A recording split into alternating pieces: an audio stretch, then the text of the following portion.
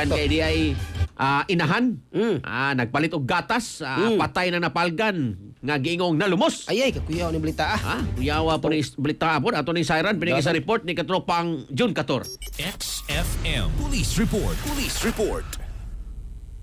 Yes, ay inahan nga nagpalit og gata sa bata panwa na ni makaulhi kay na lumos patay nang napalga ni alas 8 kaganihang buntag dito sa may doon ni sa Batawang Bridge sa may sitio Tapon, Barangay Tabunok, lungsod sa Tabuelan. Si alias Lota, 49 anyos minyo, kataga sitio Abante, Barangay Bungon, lungsod sa Tabuelan. Wanay kinabuhi nga napalgan usa ka ginganlag Jerry Ortiz de la Raya, 36 anyos, usa ka trucking driver nga taga Salvacion na Subdivision Victorias di Cruz Occidental nga mo'y nakakita dini nga bawgidahan gipahibaw sa mga residente ang Tabuelan Municipal Police Station human sa pagkakaplag niini nga maoga biktima. Si Police Master Sergeant Jimerin Arnado, investigador sa Tabuelan Police Station ni Mutyag, nga Miyerkules pa milakaw kini nga biktima na nanghid kini so yang bana nga mupalit kini gatas alang sa ilang gamay bata pa natingala lang sila kay ang gatas gipahatod lang sa driver sa mong tricycle wa na makauli sukad niadto nga Miyerkules sa kini nga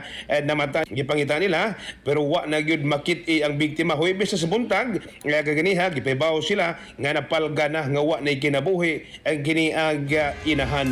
Mga katropa, ayaw kalimot magtumarog sa Anton Vitamin C, ang alkaline nga vitamin C. Alang sa nagayusang Pilipino para sa Pilipinas, inyong katropa, June 14, XFM News. XFM Report.